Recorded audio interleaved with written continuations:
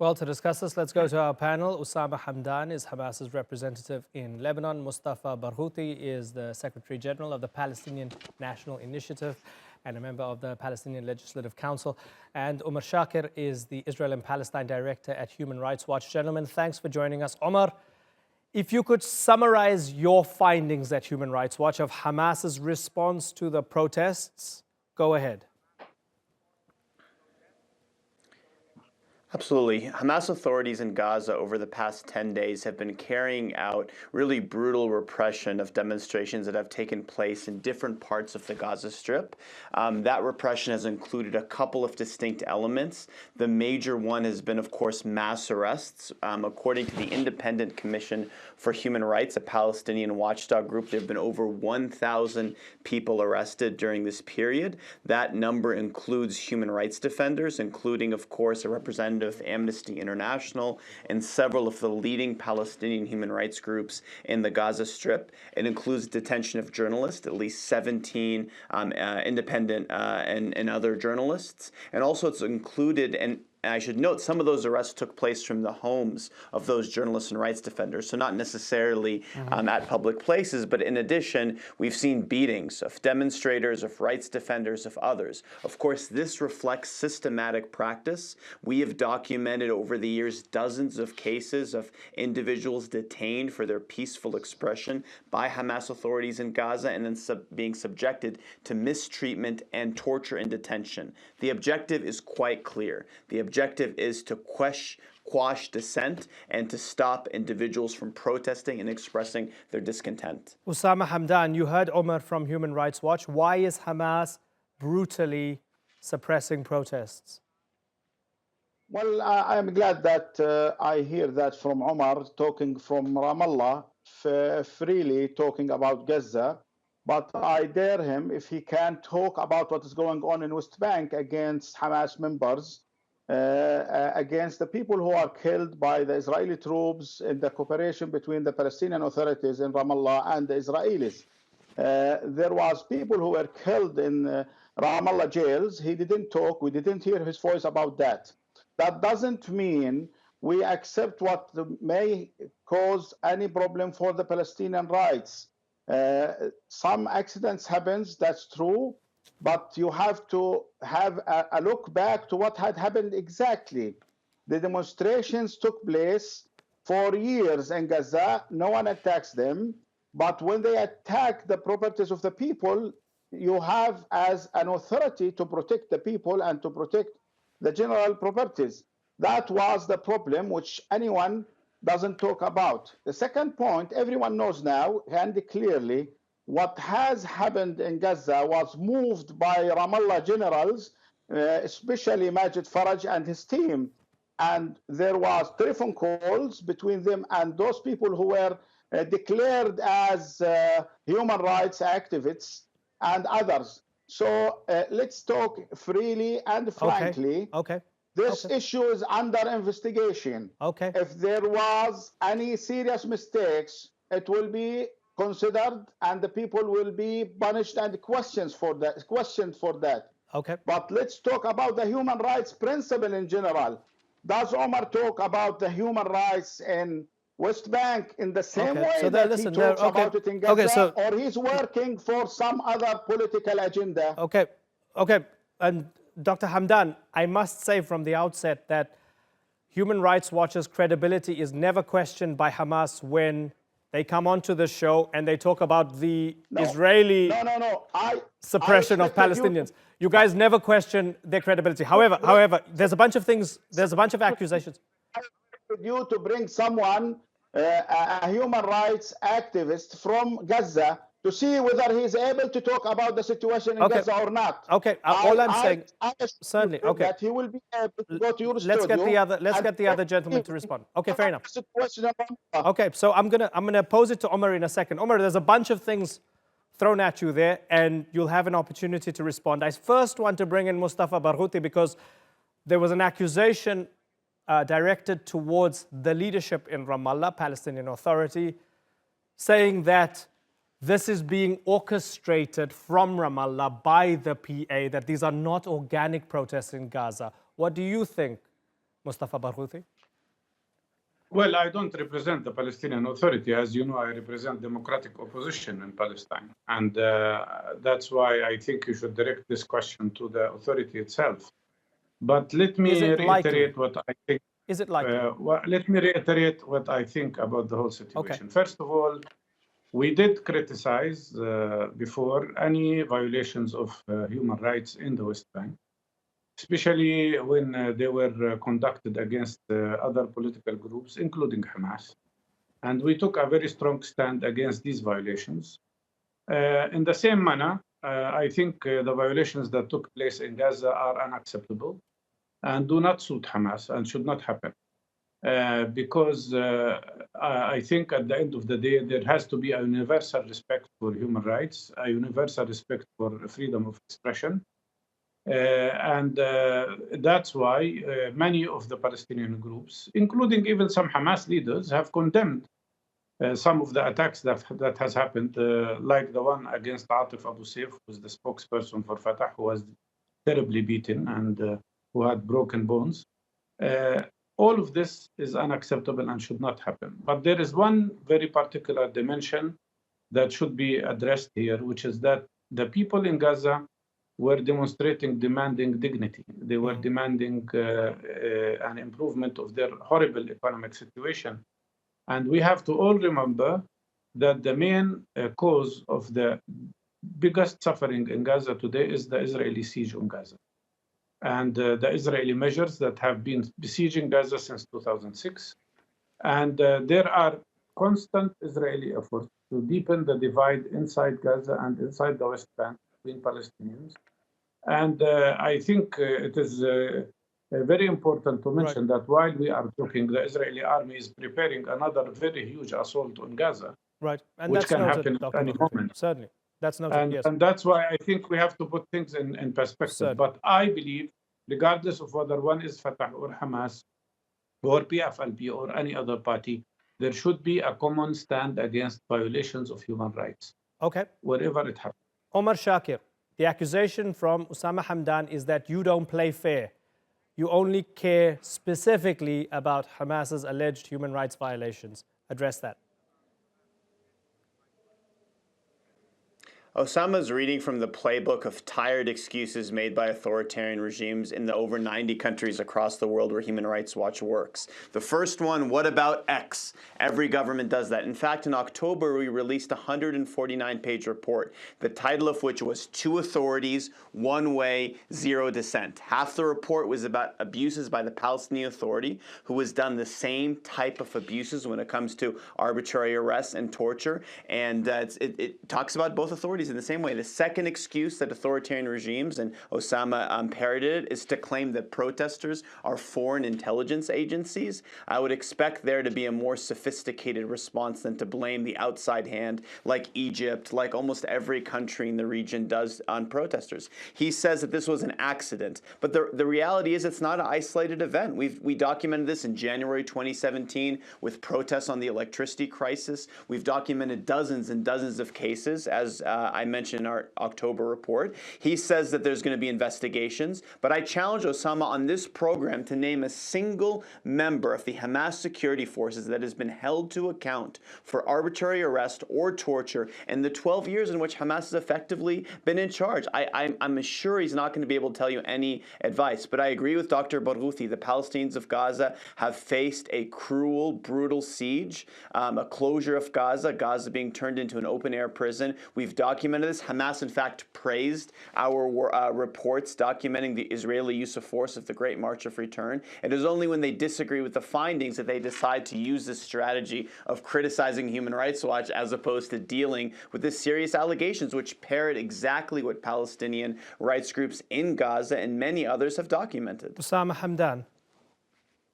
Well, let me say that Omar is playing with the words another time. I didn't say that those actions were supported by foreigners. It was supported by Ramallah itself. Majid Faraj is not a foreigner. He is the head of the security intelligence in Ramallah, and he is abusing the human rights in West Bank, and he is trying to motivate the situation in Gaza against the resistance. And I'm clear in my position. We doesn't agree again to abuse the human rights of the people. But if something happened, we have to investigate why this happened, and if there was anyone who's responsible for that, he has to be punished. This is our position, and that was declared publicly. It's not what I'm saying now. It was declared publicly.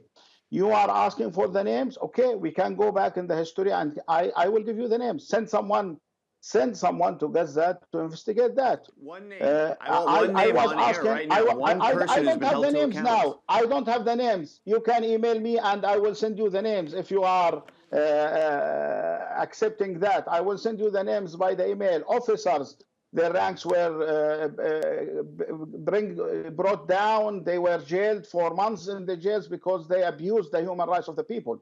There is a specific names, well known, specific causes, and they were accused by the courts, not only just because someone said they have done this or that.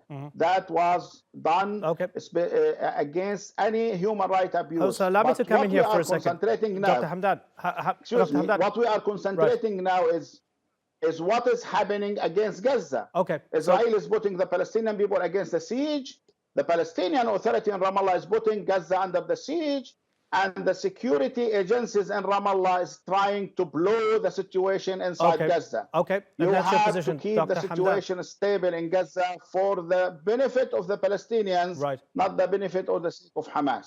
That's the point. So for clarity, Omar, if you get a list of names from Osama Hamdan via email or in any other form, please let us know so we can have a follow-up. But let me ask you, Dr. Hamdan, big picture. Yes, there's an Israeli siege.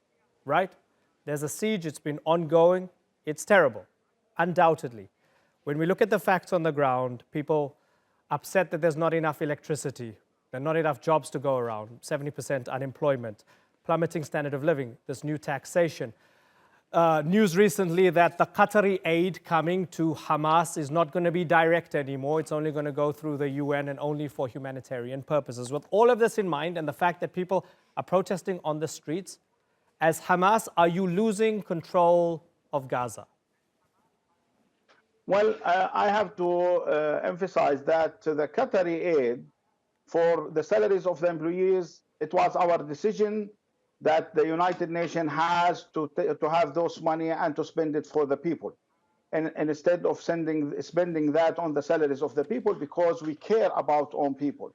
Those are the Palestinian people who they are our own people. This is the first point. The second point, it's not the idea of losing the control or controlling the situation. It's the idea of keeping the things going on the right track against the occupation. We have two serious problems in the Palestinian arena. The occupation and the resistance against the occupation, either it was a political or a militant resistance, and we have a Palestinian division. We must not bring the Palestinian... Okay, we lost Osama Hamdan for a second. We're going to try and get him back, right? Let me just sort of piggyback off that and go to Mustafa Barghouti. Are you satisfied with Osama Hamdan's response to my question as to whether Hamas is losing control? Well, Mr. Hamdan, as you know, does not live in Gaza, and he's not there. But we've been communicating with the people in Gaza, Hamas people. And they did show a very big regret about what has happened. But regret alone is not enough. What we want here is assurances that such behavior will not repeat again. There is a split between Fatah and Hamas. There is very serious, not only competition, but very bad struggle going on between the two sides, which is hurting the future of all Palestinians, of course. And there will always be political rivalry. But there are certain principles that have to be respected. Hamas people should be allowed to function freely in the West Bank. Fatah people should be allowed to function freely in Gaza Strip. All other groups should be allowed to function freely. Our biggest problem today, while we are under Israeli attack and under Israeli siege, and while all the authorities, both in West Bank and Gaza, are practically under Israeli occupation in different forms, there is a waste of energy. Sometimes you feel that 90% of Palestinian energy is spent on internal disputes and internal struggle. That has to end. And the only way to end it is to respect the two basic principles. One is the acceptance of the principle of sharing power and sharing leadership and sharing responsibility. But second is to respect the opinion of the people through democratic free elections. We have lost our elections. We have lost our democracy. We have lost our legislative council.